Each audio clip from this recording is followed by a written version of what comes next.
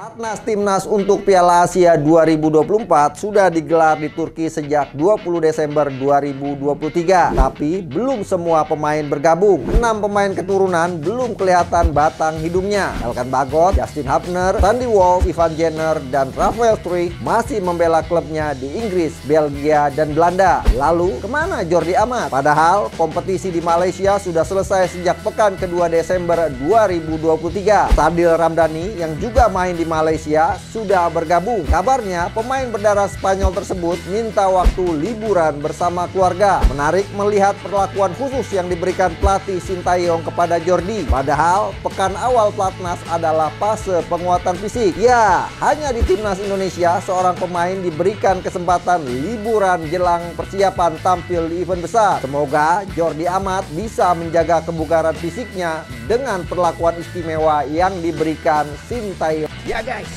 pagi ini gue dapat kabar bahwa Jordi Amat telah confirm izin ke Sintayong untuk menjalani terapi cedera bahunya guys. Ya, jadi bohong bahwa berita-berita yang beredar ada pengamat sepak bola yang bilang Jordi Amat lebih memilih untuk liburan daripada gabung TC Timnas di Turki. Dan sudah confirm juga bahwa di 5-6 pertandingan terakhir Jordi Amat bersama JDT, dia sudah menggunakan painkiller untuk menghilangkan rasa sakit di bahunya guys. Jordi Amat menjalani terapi bahunya di Spanyol. Dan berita terakhir bahwa Jordi Amat sudah on the way ke Turki untuk bergabung dengan rekan-rekannya di Timnas Indonesia. Jadi guys, jangan mudah percaya untuk berita-berita yang di luar sana sampai benar-benar terbukti kebenarannya ya guys. Contohnya untuk kasus Jordi Amat itu.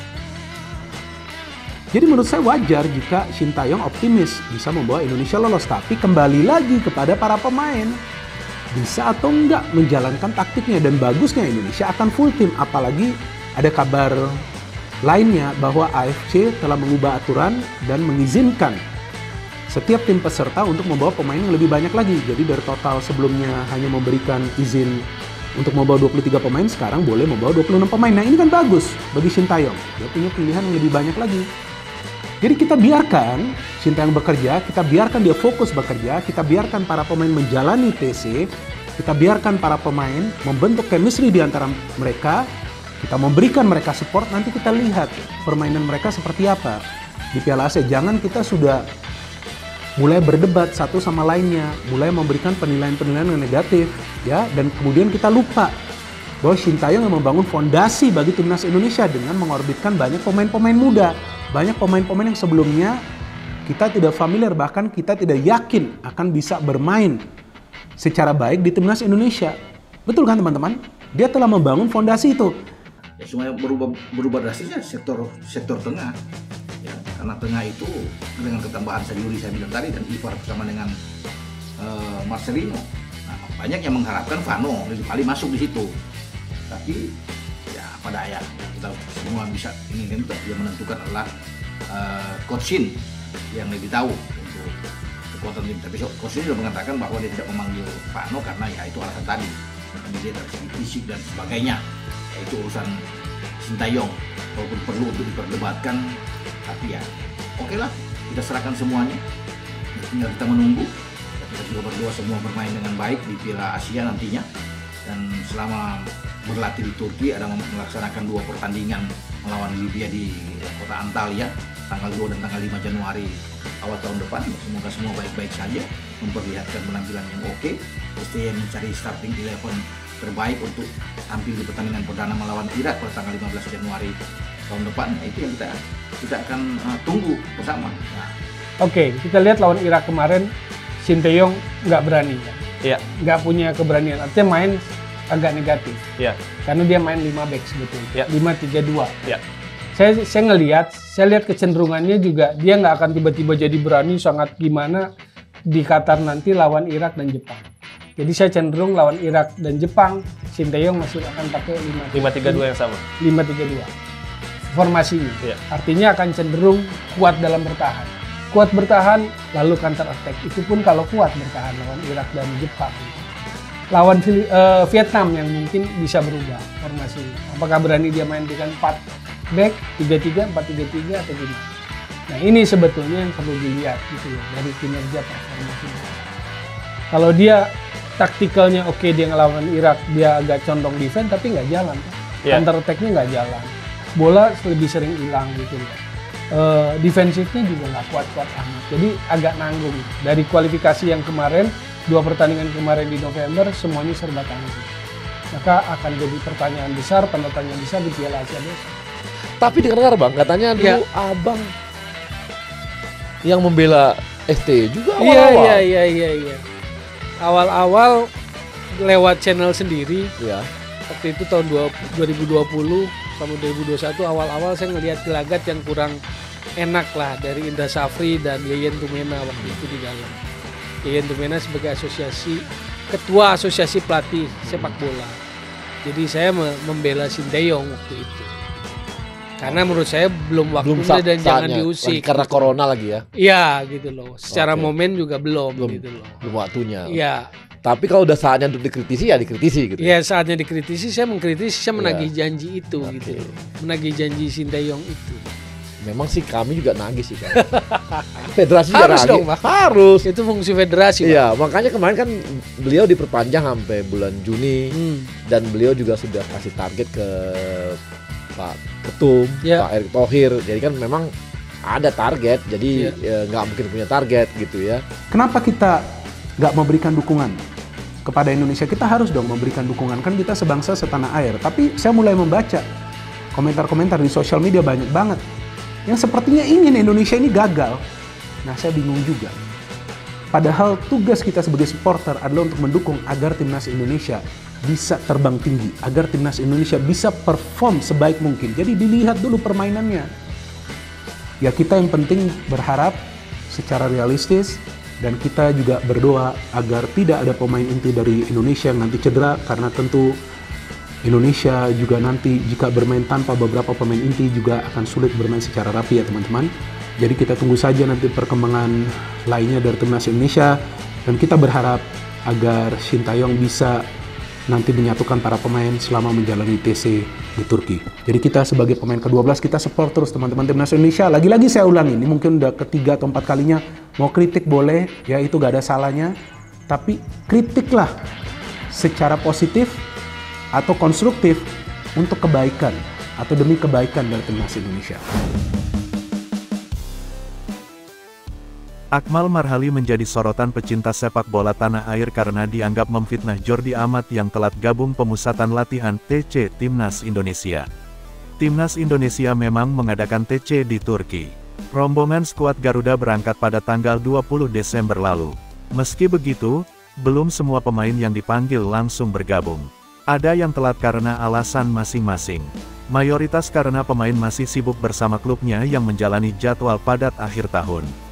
Walau demikian, ada satu nama yang menjadi sorotan, yakni Jordi Amat. Pasalnya Liga Malaysia sudah menyelesaikan kompetisi, tapi Jordi Amat tidak langsung bergabung. Akmal Marhali via akun Instagram pribadinya membeberkan alasan Jordi Amat telat gabung TC Timnas Indonesia.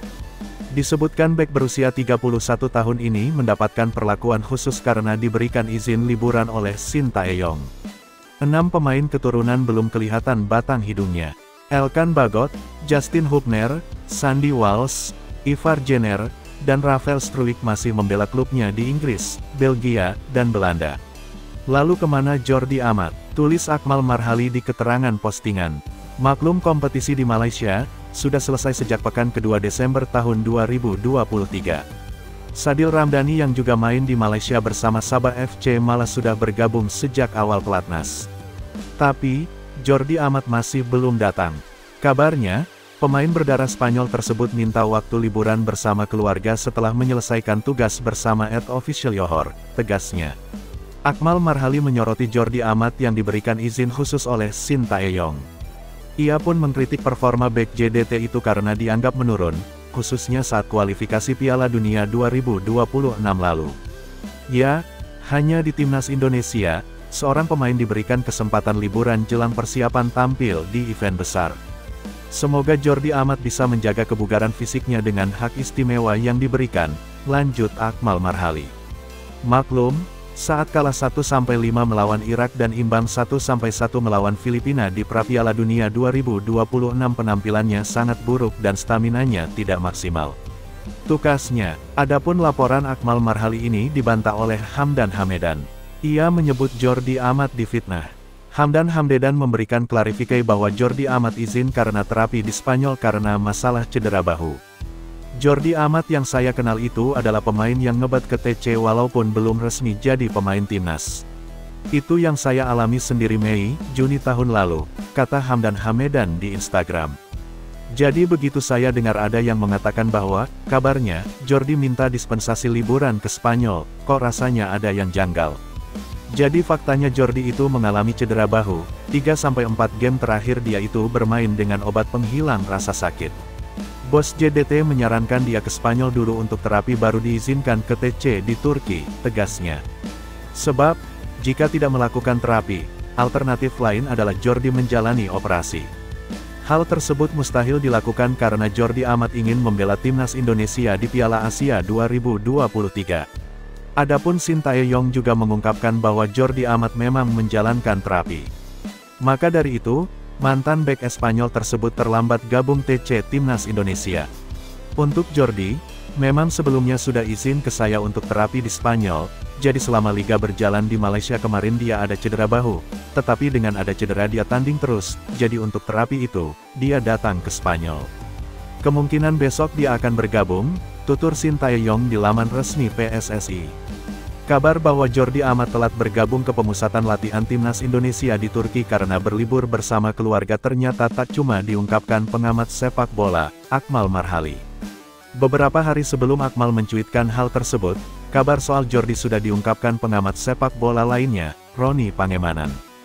Ropan, sapaan karib Roni Pangemanan, dalam video yang diunggah di kanal YouTube miliknya, Bung Ropan, membeber kabar soal pemusatan latihan timnas Indonesia di Turki. Ia mengaku telah mendapat sejumlah informasi soal agenda ini dari Wakil Ketua Umum PSSI, Zainuddin Amali, yang meninjau langsung pelaksanaan TC tersebut. Dalam paparannya, Ropan membahas sejumlah hal yang ada di TC Timnas tersebut, termasuk sejumlah pemain diaspora yang masih absen. Salah satu pemain tersebut adalah Jordi Amat. Kemudian, Ropan juga menanggapi banyaknya pertanyaan yang disebut dikirimkan kepadanya soal Jordi Amat. Memang, Liga Super Malaysia sudah libur, tapi, ia tidak langsung bergabung. Ia melakukan liburan bersama keluarga. Tapi, ia akan datang. Saya sudah tanya langsung ke Pak Waketum soal bagaimana kondisi Jordi, kata Ropan, dalam video yang diunggah 3 hari lalu tersebut. Ropan menambahkan, Amali memastikan bahwa Jordi Amat akan segera bergabung. Sudah ada komunikasi antara PSSI, tim pelatih timnas Indonesia, dan Jordi Amat. Sebelumnya, sempat muncul polemik soal alasan keterlambatan Jordi Amat bergabung dengan TC Timnas Indonesia. Polemik muncul menyusul cuitan pengamat sepak bola, Akmal Marhali. Akmal sempat melontarkan pernyataan terkait Jordi Amat yang terlambat mengikuti agenda pemusatan latihan TC Timnas Indonesia di Turki. Menurut Koordinator Safe Oversoccer SOS ini, hal tersebut karena Amat sedang berlibur. Kontan saja, pernyataan ini memantik reaksi warganet. Mereka tidak terima dengan pernyataan tersebut. Dari kolom komentar di postingan tersebut, mereka menilai bahwa Akmal tidak suka dengan pemain-pemain naturalisasi, termasuk Jordi Amat. Sementara, pelatih timnas Indonesia, Sintayong, membeber alasan dibalik keterlambatan Jordi Amat bergabung dengan pemusatan latihan timnas Indonesia. Menurutnya, pemain berusia 31 tahun tersebut sudah minta izin untuk menjalani terapi di Spanyol. Untuk Jordi, memang sebelumnya sudah izin ke saya untuk terapi di Spanyol. Jadi, selama liga berjalan di Malaysia kemarin, ia ada cedera bahu, tetapi dengan ada cedera dia tanding terus, papar Sintayong, dilansir dari laman resmi PSSI, Rabu, 27/12.